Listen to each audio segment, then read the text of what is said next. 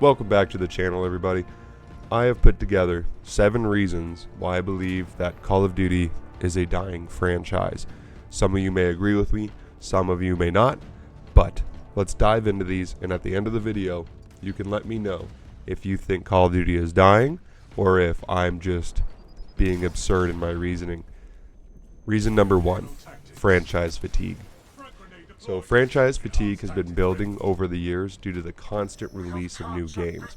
We've had about one Call of Duty per year for the last 15 years. This is leading some players to feel burned out.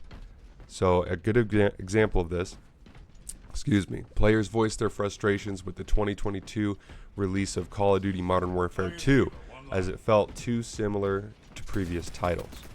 So discussions on Reddit and other game forums highlighted the lack of innovation, with many fans expressing exhaustion over the repetitive cycle of annual releases, as well as Modern Warfare 3 being more akin to the original Modern Warfare 2, and the 2022 Modern Warfare 2 just felt like Warzone with more game modes. Reason number 2. Monetization and microtransaction. Now this one really hits home for me. I am not a fan whatsoever of monetization and microtransactions. I'm kind of old school in the way that I look at games, that they are a product, which you take that product, you build that product, you finish that product, and you release that product. Whereas a lot of gaming companies now, won't mention Ubisoft, they like to think that these are not assets that you own and just something that you are borrowing, and they can do whatever they will with it over the course of time. So the increasing focus on microtransactions, including battle passes and pay-to-win mechanics, has really annoyed players, especially when certain cosmetics or progressions are locked behind paywalls, and there's no other way for you to get those, even through hours and hours of gameplay. So a Kotaku article in 2021 highlighted how players were frustrated with the Warzone monetization model. Many expressed dissatisfaction with how expensive cosmetics and progressions were, and how it made the free-to-play model just feel like a money grab.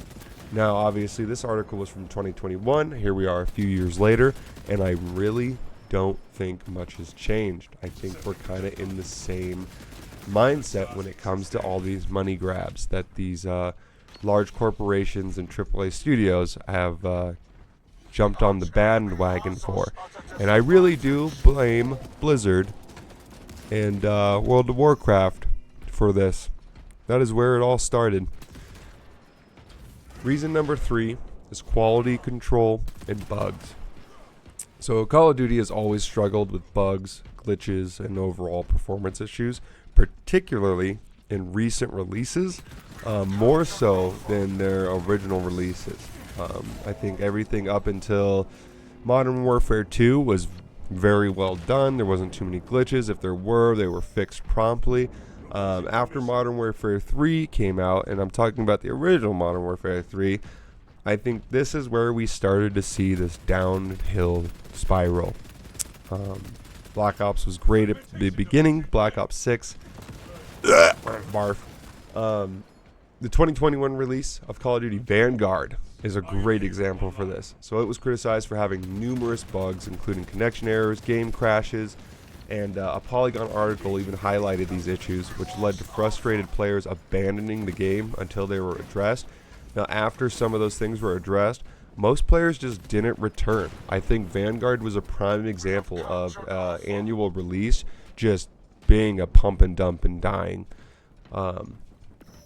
Unfortunately, that is the truth with a lot of their releases. World War II, Vanguard, there's a bunch of examples I can think of.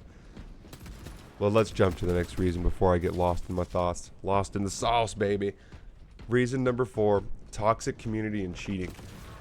So cheating and toxic behavior, as we all know in the community, has been going on forever, with players encountering hacks, unbalanced matchmaking, even as far as encountering these hacks and unbalanced matchmaking in ranked tournaments. In 2021, another example from a few years back, but something that still holds true today, Cheating in Warzone became a major issue, leading to a lot of complaints about unfair gameplay. A Eurogamer report covered the shutdown of a major cheat provider, but it really did nothing. This major cheat provider was shut down and no difference was made. In all reality, I think you have so many companies at this point and just low-end gamers and hackers developing their own cheats and mod menus, and it's just too easy to break. I don't know why. I'm not very versed in the cybersecurity space when it comes to video games, so I'm sure there's others who could talk about this topic a lot more than me, but I will tell you that the toxic community and cheating is insane, especially SBMM, so skill-based matchmaking in Black Ops 6. It's out of control. Reason number 5, less innovative gameplay. So despite technological advancement, the core gameplay of Call of Duty has remained relatively stagnant, leading to player disappointment. After the release of Vanguard, many players expressed disappointment over the lack of new content or mechanics. I felt this way with the release of Modern Warfare 2, Modern Warfare 3, the 2022 versions, 2023, and Black Ops 6, especially Black Ops 6. Oh, how they ruined it. I was so excited. And I put some time into that game, but they definitely just ruined it.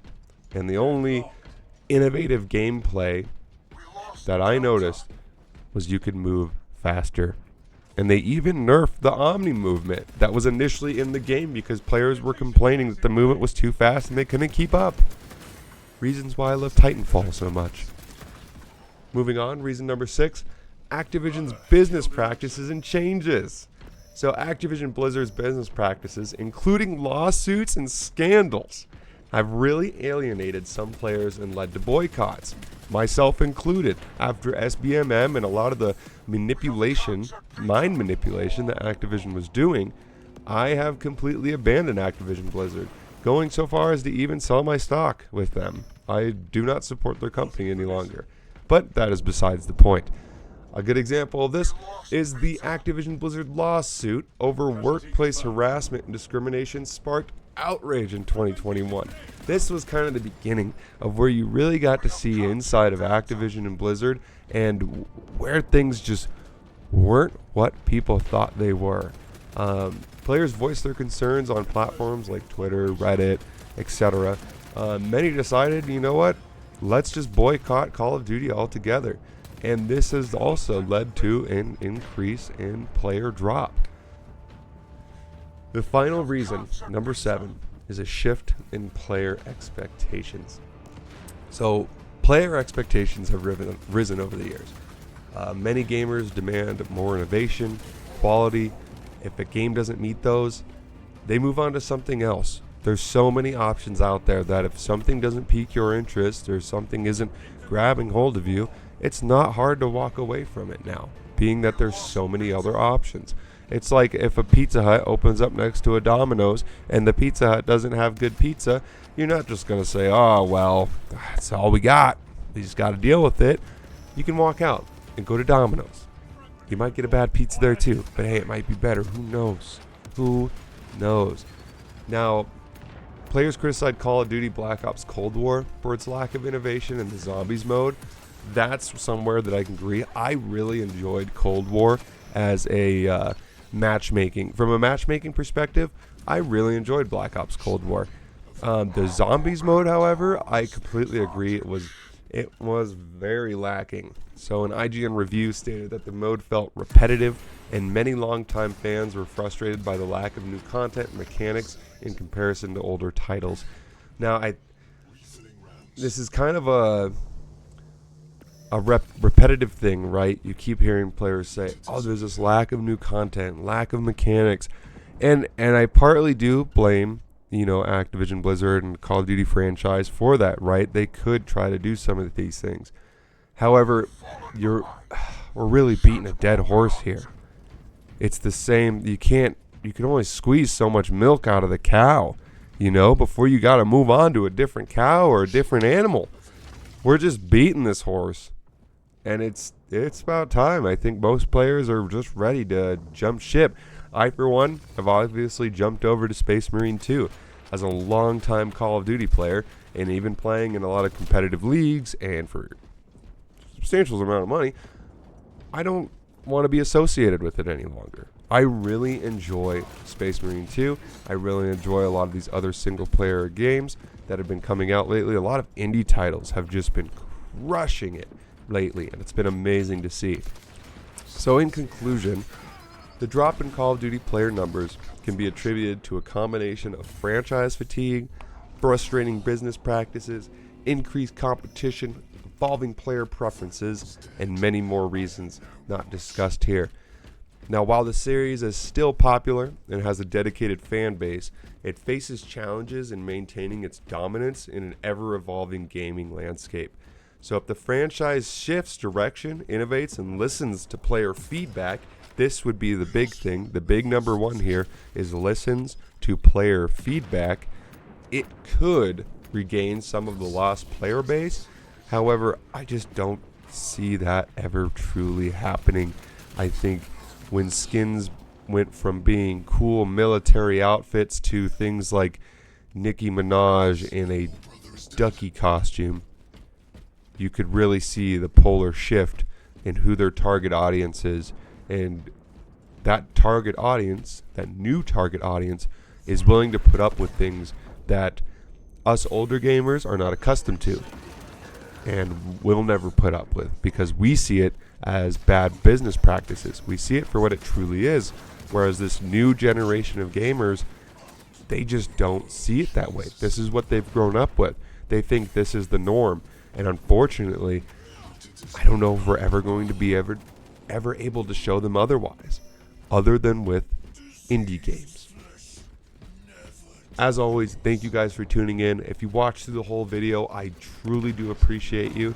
Go ahead and hit that subscribe button if you haven't, and please leave a comment. I love hearing your guys' feedback. I love hearing your thoughts on this stuff too. It's always very eye-opening, especially when there's things that, thoughts and things that I have missed, and I see it in the comments, and it's always just like, I didn't even think about that. It's great. I love seeing it, and we'll see you in the next one.